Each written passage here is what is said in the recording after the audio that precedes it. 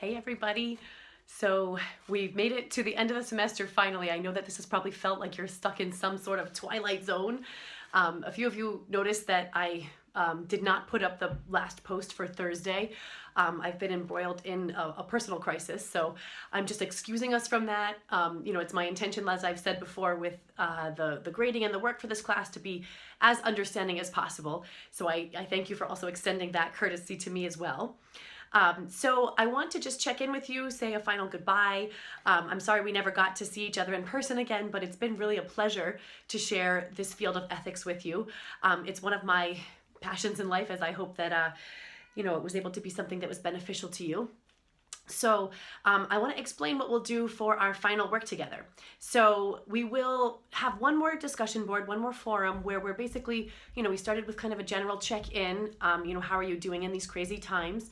And we are going to end with basically a check out, just kind of tell us how things are, maybe some final reflections on what part of the course was meaningful or maybe, was challenging, something like that. So, it'll just be basically like a couple questions to answer that's just assessing, kind of where are you now? And then we have a final exam. So I've been, thinking through how to do a final in a way that feels appropriate considering the extreme circumstances that we've been in, and really what feels like it would be most beneficial to us at this point, because that's really, my goal. I have the official checklist that I have to do for URI and being your instructor, but I know that the field of ethics and the field of philosophy has more to offer than just gen ed requirements.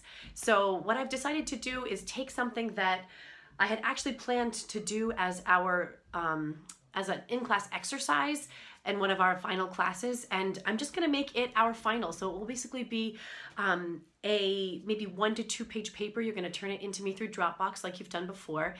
It should be something that is very reflective for you. So I want to explain to you exactly what we're going to do.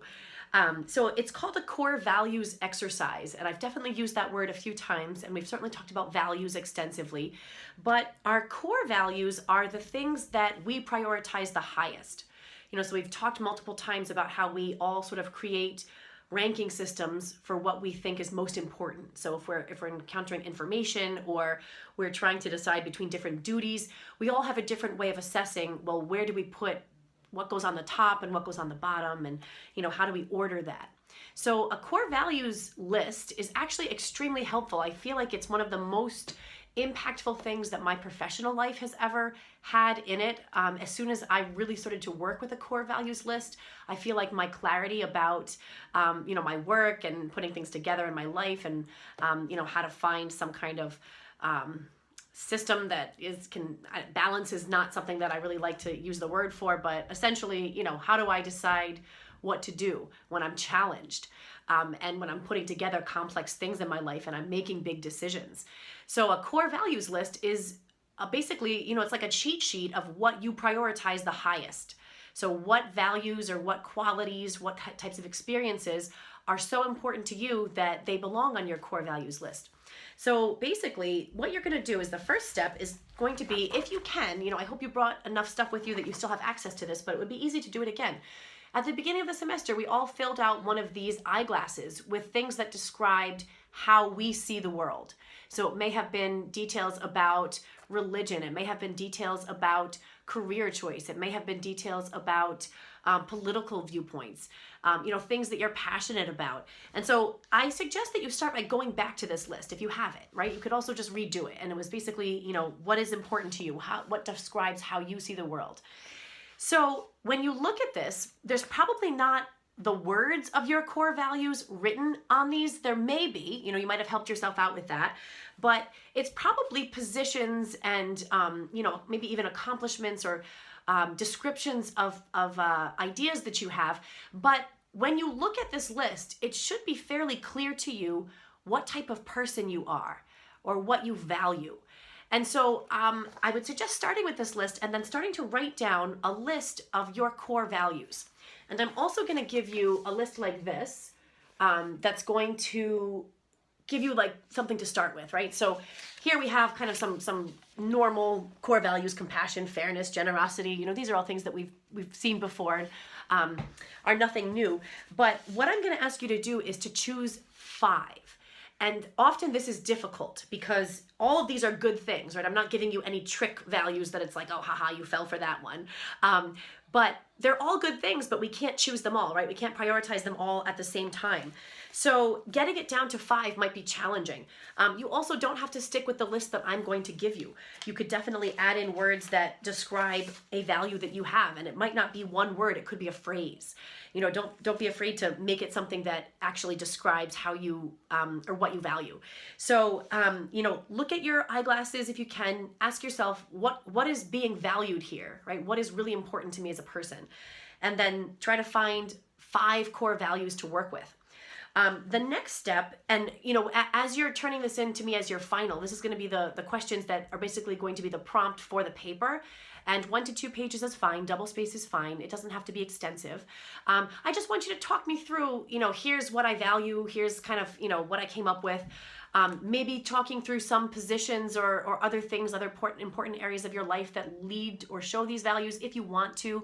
You know, I'm going to leave the questions fairly open-ended, but essentially, you know, share your thought process for arriving at a list of 5 values. And then I want you to do a further step. And this one is pretty fun. So I've taken a value off this list of taking risks. So taking risks is something that could be interpreted many ways, right? It actually could be something that sounds dangerous and sounds like, you know, why would that be a value? So, you know, I'm looking at this as in the times where I've taken a risk professionally, for instance, have usually been good times in my life. It's been something that's really led to a lot of change, a lot of good change, but it's something that's scary. So if I put this on my list, it's to remind myself that this is something that I actually do value, right? It's important to me to push myself and to go that extra mile and to really see what I can make of something. But it also could be different for every person. So the way that I think of taking risks, I'm kind of putting it first into a professional context. I'm not talking about skydiving or, you know, being dangerous and driving home drunk, you know, something like that would be risky as well. So how are we defining risks? So the next step would be to choose 1 or 2 values. You don't have to do this for all 5, but I'd say choose 1 or 2 that really are the vaguest. And you're going to make a chain of other words that are basically your synonyms for that word. So they're your corollaries to what this means. So for instance, I've added the word boldness here because to me, taking risks doesn't mean that I'm going to, you know, go hitchhiking. It means that I'm going to focus my attention on something that requires my courage, right? Or my boldness. Like it's something that I'm going to push myself. So I've continued that. So you might want to have, you know, maybe 5 different synonyms that are your personal synonyms for what taking risks means. So I've added some here. So I have adventuring, new things, speaking up, and advocacy. So I might not have been thinking of advocacy initially when I saw the word taking risks, but essentially that's what it's leading me to. Because my personal definition of risk taking is really about speaking up for things I care about. And, you know, that puts it in a context where I can understand what I'm shooting for. So when I just hear taking risks, you know, it might, again, mean something very different to different people. So this is really your way to define what that value means specifically for you. So I'm going to ask you to do this for probably 2 values and, you know, make a chain of a couple different words that describe this. But the other thing I want to say, so basically your 1 to 2 pages is just going to be describing your process in doing that. And then what you'll take from it, hopefully in life, is that you can call on this list, you can refer to this list. I actually have, for long periods of my time, hung it on my fridge at home. You know, I have a list of about 10, you know, 5 is hard to get down to. So I have about 10 values that are very important to me. And some of them have kind of these, you know, these slashes out where I have all these different words that describe what that means to me.